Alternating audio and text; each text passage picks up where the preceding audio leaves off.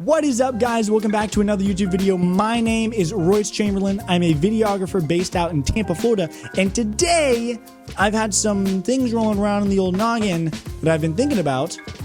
Obviously, that's what happens in the old noggin. I've been a big Canon user, very loyal Canon user, since the beginning of my career, quite honestly. First camera I ever had was a Canon EOS T5i, I believe it was. I had that for years. Then I got the R, which I'm filming on right now, and then I got a Canon C70. And throughout that whole time, I worked with a lot of cameras. I've worked with Reds, Arris, Sonys, and all this stuff. Sonys are great. Reds and Arris, obviously, better comparison between Canon and Sony versus Red and Arri. Those are in their own category. Between Sony and Canon, the reason why I always went back to Canon was the color and the ease of use. I got really used to their really simple menu, although Sony offers a lot of really cool things that sometimes I wish Canon would implement. But in this scenario, I've been doing my research like I do often on new camera releases, things like that, and I came across the Lumix GH7 mirrorless camera, and might I say it caught my attention for a few different reasons. And I'm considering picking one up and using it as my main camera. And I'll do a whole comparison here, and I'm going to compare it to the Canon C70. Before anybody in the comments goes, "Oh my God, that's not even close, you can't compare this camera, there's nothing related about them." I know, okay, I understand that. Canon C70, quite honestly, does kind of blow this camera out of the water in terms of overall functionality and what it is built for. It is a cinema camera, right? It's a smaller, more affordable than a lot, but still expensive cinema camera. This is what it's built for, and it has specific features to help someone who's a filmmaker, right? But I'm comparing the GH7 to the C70 because the C70 is what I used the most. It is my favorite camera that I've ever worked with personally, not including Reds and Arris, because that Arri Alexa Mini is just... I'm going to compare these just for my sake because this is what I know. And this is the decision that I'm making between staying with the C70 or picking up a GH7. So let's compare. First off, we'll start in the C70. The price tag, $4,999.00.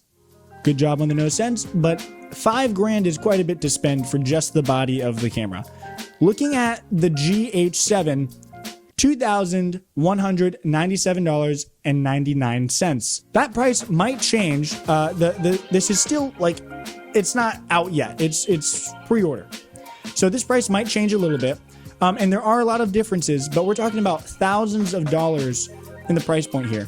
And there's give and take. There's reasons why I think the Lumix might be better in certain areas than the Canon, and Canon obviously just has other features that this camera won't.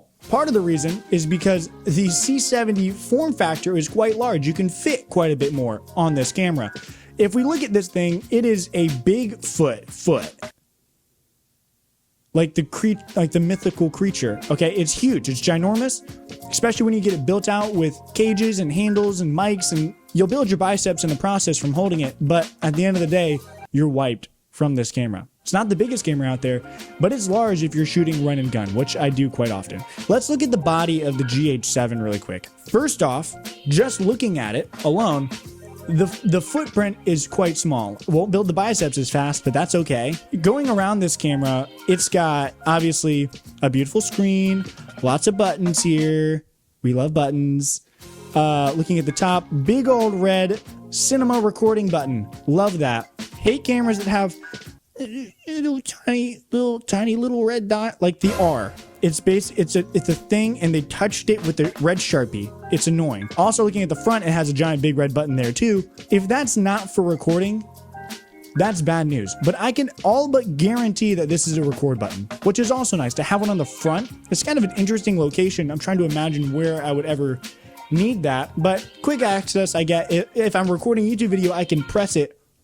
I didn't think about that. That's actually really nice. I also, the shape itself, it's just very boxy and sharp, and it looks nice.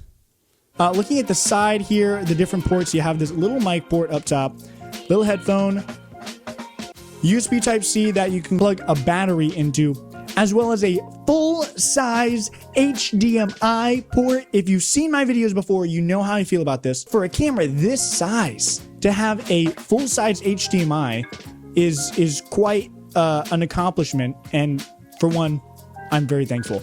It's got this nice ventilation on the side. That's always helpful. Don't have to worry about overheating.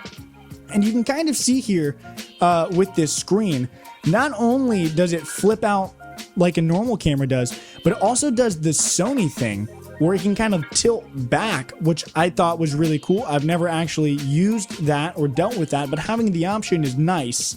And then looking at the SD card slots, this has two, but one is a CFast, one is an SD. I personally don't own any CFast cards, so that will be an investment that I'll need to make, but the CFast cards are, well, they're way faster than normal SD cards. And then looking at the C70 really quick, just going back to this little compartment right here in the front, that's where the SD card slots go. And yeah, it's just two SD card slots, which again, isn't a downside. Loved that. Great functionality, being able to record between the two, having a backup recording. It's great. But again, a function that this camera has, and most new cameras have, but the fact that this camera also has it is just another plus for me. And it's a CFast card and an SD card, so a little bit more wiggle room there, which is nice. That's pretty much it when it comes to the body and the footprint of the thing. Very nice looking camera. Moving on to some of their features. These are their key features that they have listed, okay? First off, 25.2 megapixel BSI CMOS micro 4/3 sensor. It's a much smaller footprint size sensor than the C70. Now, the C70 isn't full frame. It's Super 35. And that sucker it was a pretty Super 35, man. It looked quite scrumptious. But looking at this one, it's a Super 35 dual gain output DGO sensor. Both incredible sensors. Both, I'm sure, do an incredible job. Going back to the GH7, this camera can shoot 4K 60 10-bit unlimited recording. For a camera of this form factor, maybe I've not done my research on enough other cameras, but a lot, like for instance, the R6 and the R that I'm filming on right now, you can't just film unlimited amount. With these mirrorless cameras, most commonly, they have like a 30-minute cap. For what reason? Nobody really knows, but it's there. The C70 does not have, it's a cinema camera. Cinema cameras don't have that, but this camera, which is not technically a cinema camera, does. That's a big plus, because in recording interviews and stuff, it's quite annoying having to time it to re-hit record and make sure you have something that's recording when that camera does stop at 30 minutes, you know it will, kind of thing.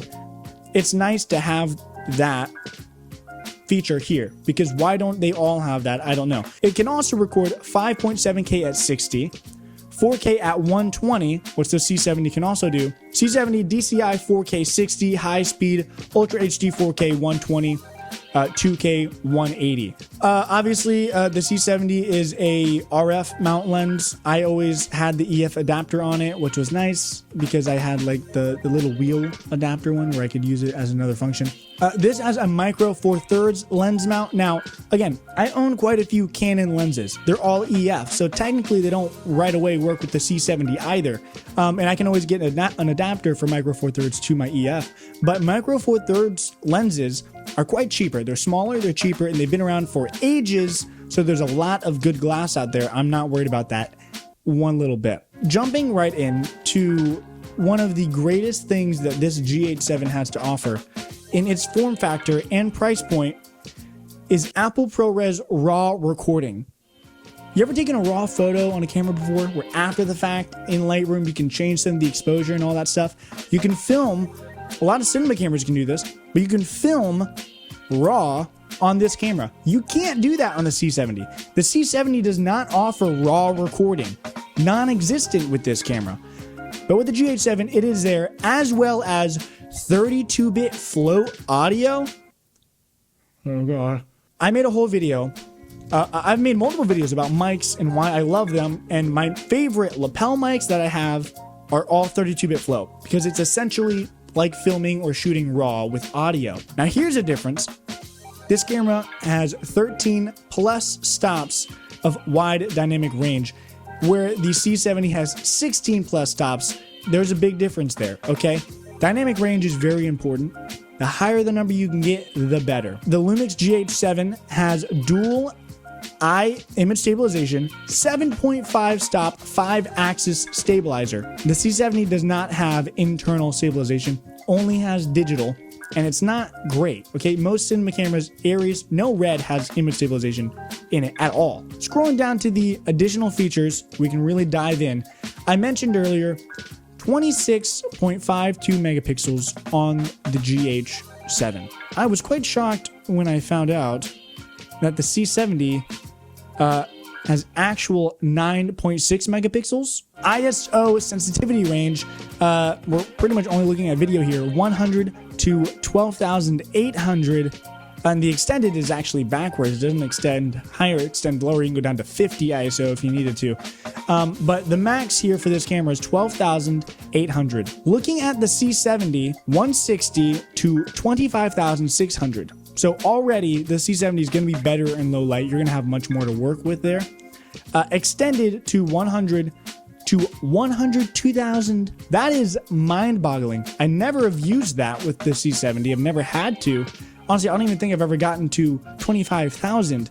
But, you know, that's, I guess, a drawback. Do I think I'll ever need 12,800 ISO? I sure hope not, but it's there. So anyways, again, here's more of the specs if you wanted to pause and read it. The ProRes RAW HQ at 5K, all these different frame rates that you can film at. Built-in ND. No, it does not have built-in ND. 2 channels of audio can be recorded. You can technically do a third, but you won't be recording in 32-bit float. But there are 2 channels that you're able to record on. This C70 does have 4. Last but not least, something that's pretty cool about the C70 is it's Netflix approved. So if I wanted to go out and film a Netflix documentary, the camera that I'm filming with, the C70, is very much acceptable. The GH7 doesn't have it listed. Will it be acceptable down the road? Maybe, maybe not. But there's a reason why I think it will be. Scrolling back up to the top here, and this is the last thing I'm going to talk about on the GH7. But looking at the options here, if we look at the configuration, there's a firmware upgrade available with Arri C-Log 3. That's correct. If you're filming on an Arri Alexa Mini and C-Log 3, you can get the firmware upgrade for this camera to match the C-Log on the Arri cameras, which means this camera can functionally work side by side with an Arri Alexa Mini in C-Log 3. Arri Alexa Minis are Netflix approved. Arri Alexa Minis are the #1 most popular used camera in cinematography next to Reds. The fact that this camera is putting in an effort to be able to, again, functionally work with them and be matchable very easily alongside of them lets me believe that Netflix will probably approve this camera down the road. Again, it's not even released yet. That will probably happen once it's released and actually used with Arri cameras on Netflix productions, because people are going to want to do that. So that's what I have to say. I understand the comparison for this camera might be closer to like a R5C. I mentioned that. I understand that. And that's not what this was. This was me kind of breaking down what you've seen me use in the past and my favorite camera to use versus what I'm considering. Let me know in the comments if there's a reason why I should not buy the GH7. I understand with the GH6, there were some issues. Autofocus issues, a few other different things, lag on display or whatever. From my knowledge and from what I've seen online, that has been completely resolved with this camera. They're coming in at the exact same price point. Autofocus is super sharp and fast, and the lag on the screen is basically gone, unnoticeable. So with that being said, full review with me using it will happen if I purchase this camera. But if I should not, or if I should be looking at something else as another camera, let me know in the comments. Thank you guys so much for watching. Peace out.